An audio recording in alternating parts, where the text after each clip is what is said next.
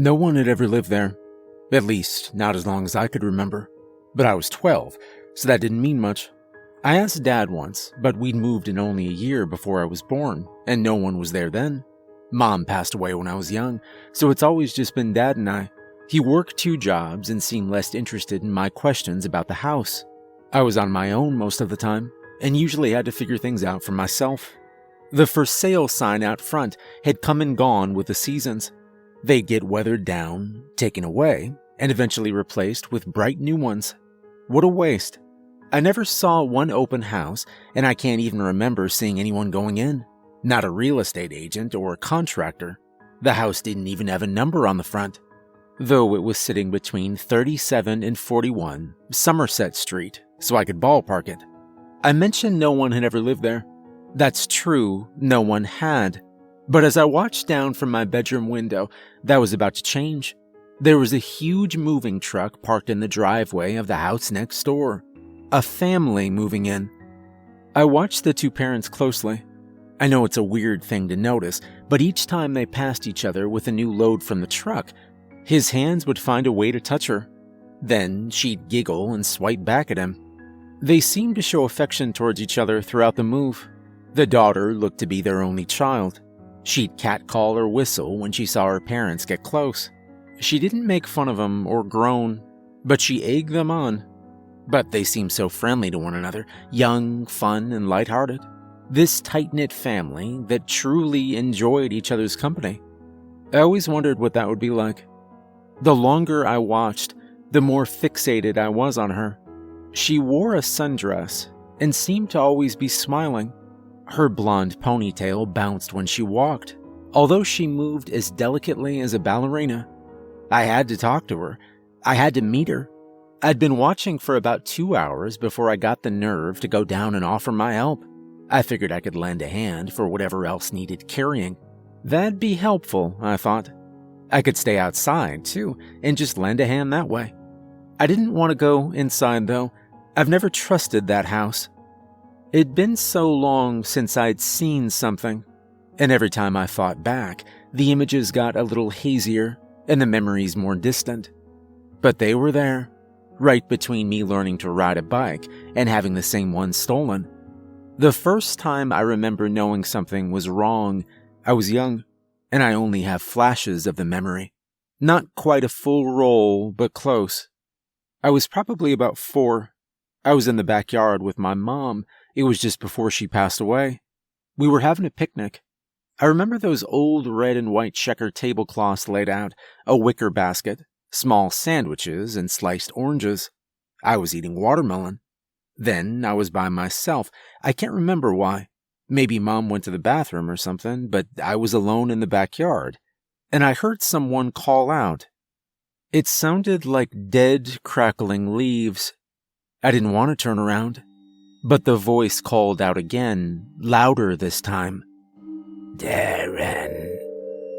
I looked back, following the voice. It came from the house next door. Nobody lived there, and I'd never seen anyone inside. But someone was inside. It was an old woman. The hair she had clung to the sides of her head in wavy tufts. She was waving at me from the kitchen window. She had the biggest smile, ear to ear.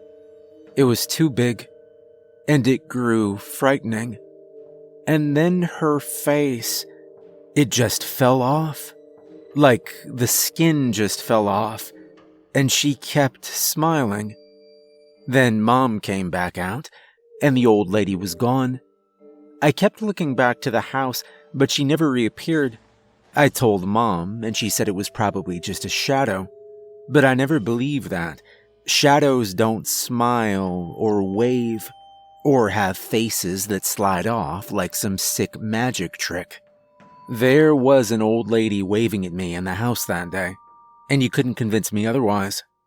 But okay, that was a long time ago, and it was time to go meet my new neighbor. Casey was yelling directions to her parents in the moving truck as they navigated a mattress out onto the driveway. That's something I could be helping with. I checked myself in the mirror for some reason. Yeah, I still look the same. No better. There wasn't much I could do at this point. Hopefully she'd still be interested. I went downstairs and watched from the living room. Her parents were carrying the mattress, and Casey was now by herself at the truck. I strapped on my runners and rushed out the front. My screen door slammed behind me, sending out a warning signal that I was coming. Casey heard it. She peeked out from inside the truck, a curious smile spread across her face. I blurted out "Hey," like I'd never spoken before.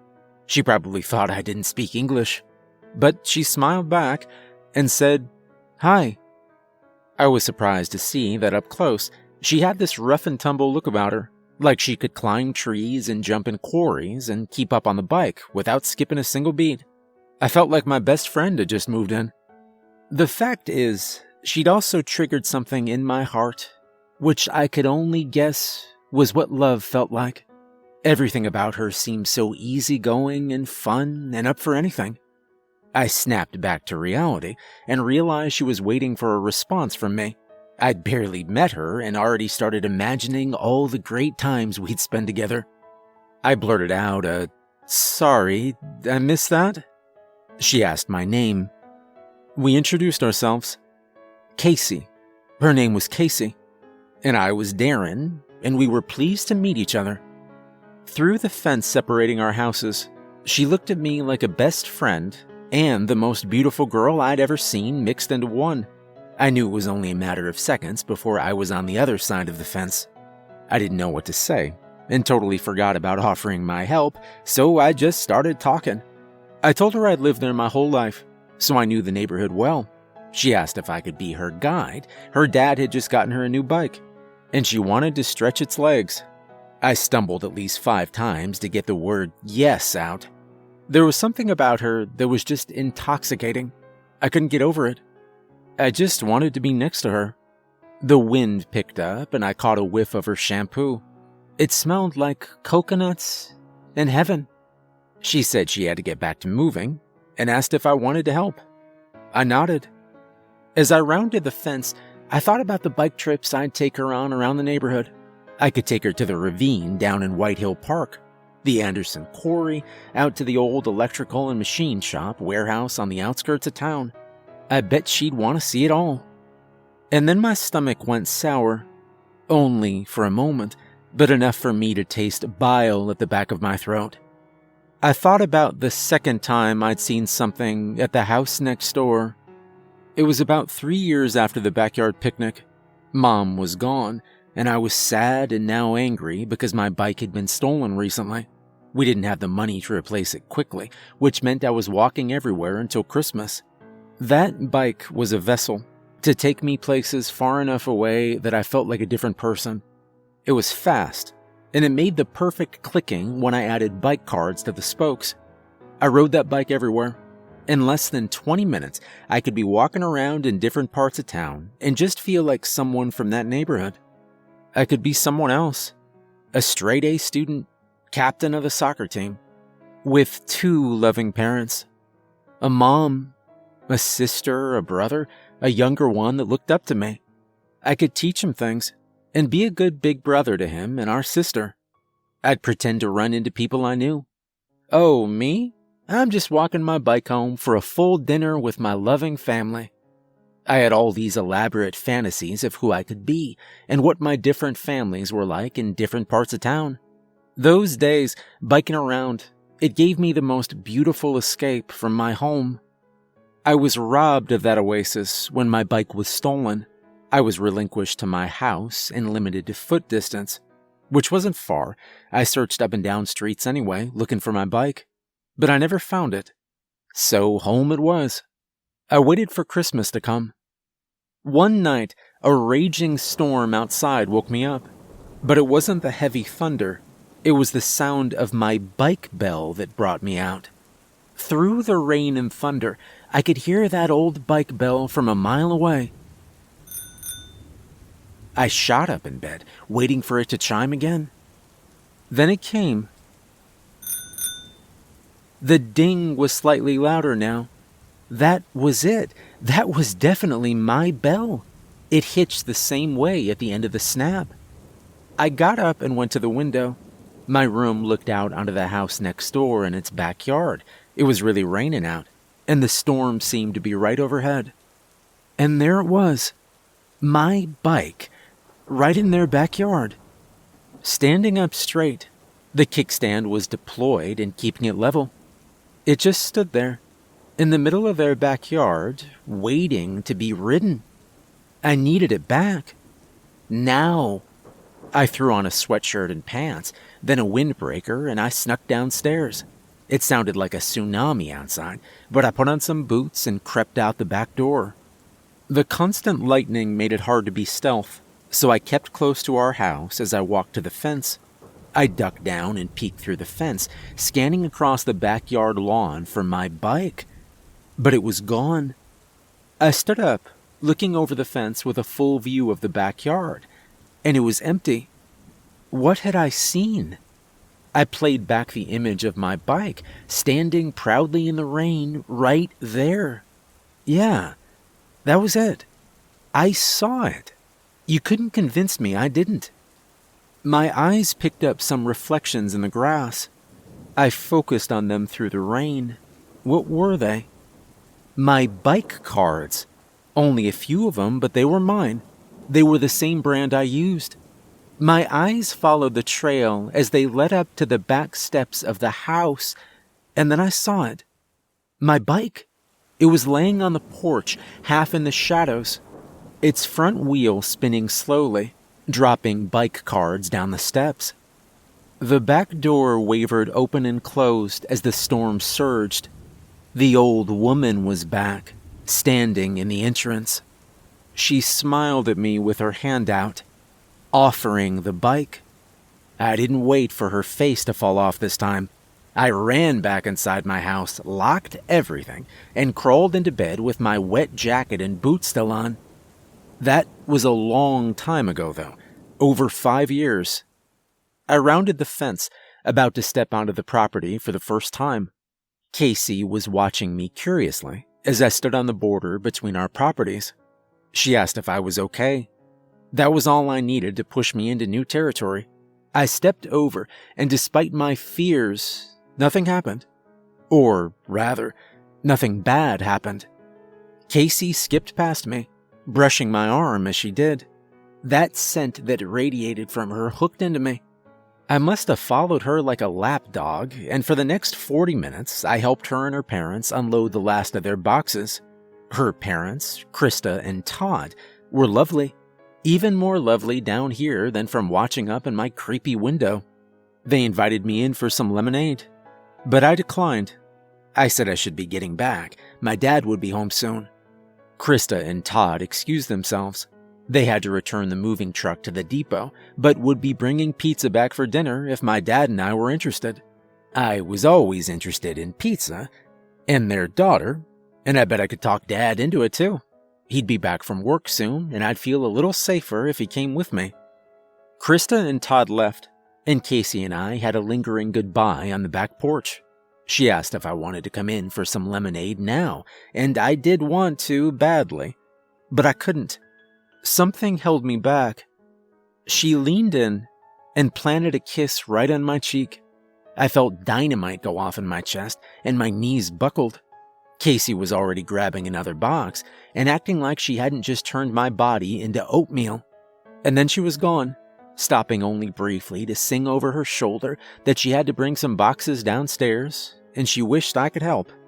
I wished I could help too, but I just stood there.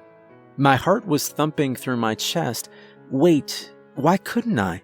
What was holding me back from helping? Nothing. Stop being a baby. I heard Casey coming back up the stairs. She grabbed another box from the pile and saw me standing there still. She laughed and shook her head. All right, screw it. I stepped up and onto the first step. I waited. You're fine, I thought, and I took the next few steps quickly. I was up on the porch now and could see right into the kitchen and the door leading downstairs. I stepped inside for the first time and saw how bright it was. I didn't realize how much light actually traveled in here. It was far more welcoming than I expected. The kitchen was filled with boxes labeled for various places and filled with everything imaginable. Casey came back up, standing in the doorway, feigning shock to see me. She smiled, walked over, and hugged me. She kissed my other cheek this time, which made me buckle like a lawn chair, but I somehow kept my feet under me. Casey grabbed a box and tossed it to me.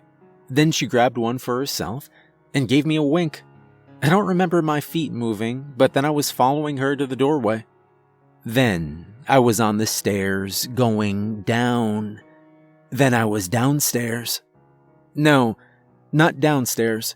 This wasn't a downstairs. This was a basement, or a cellar, and it was rotted through. Casey stood in the middle of the empty basement, staring back at me. The box she was holding no longer in her hands, and I realized I didn't have one in mine. And it all hit me. The third encounter I had with the house was the one time I saw a real estate agent there. I remember riding by on my new replacement bike. It wasn't that new at this point. I saw the lady out on the front steps of the house looking around. I couldn't tell if she was just going in or coming out, but she waved me over, a big smile on her face. I rode up to the edge of the property and got a warm greeting. She asked me if I'd seen anyone around the house and that the key for the front door was missing from the lockbox, so she couldn't get in to do a walkthrough. I said I hadn't seen anyone. People didn't really come by the house. She sighed, annoyed. She said she really had to get in there. And then she got an idea. She asked if I would crawl in the basement window and go through the house and unlock the door from the inside. That was the scariest thing anyone had ever asked me. I absolutely did not want to do that. So I responded as I always do, with a series of ums and ahs and no thanks to top it off. My answer didn't even make sense. She wasn't offering me anything. All I knew was I wasn't going in there for her or anyone else. I kicked my bike back into gear. She yelled out to me, asking if my mother needed my help. I don't know why, but that stuck in me like a knife. She said it with such an edge, like she knew I didn't have one. Yeah, I responded, and continued up my driveway. Liar. I heard her whisper it, like it was right over my shoulder, right beside my ear. But when I turned back, she'd moved to the house. I rolled my bike inside our house because I never left it outside anymore, and rushed up to my room. By the time I got there, the real estate lady was gone. Out of my peripherals, I saw a shadow move through one of the upstairs windows, but it was gone by the time my eyes hit it. Back in the basement, I stared at Casey, who stared right back, and it all made sense.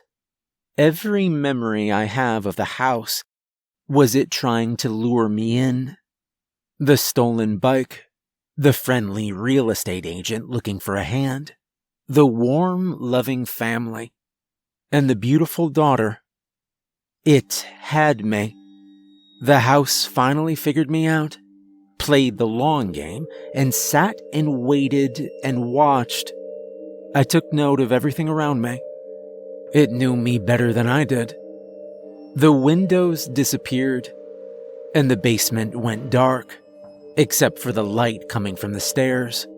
Two shadows passed in front of it, Krista and Todd. They looked down at me, smiling. It wasn't them, though. They weren't really her parents. They weren't really anything. They were ghosts, I suppose. Projections from the house, maybe. I thought of my dad, coming back from work to an empty house and never seeing me again. In the darkness, I could hear my old bike bell chime out. "Welcome home," said Casey.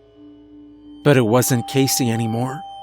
It was that old woman with the crackly voice. Darkness took over as she floated towards me, her face falling off. And now I live here.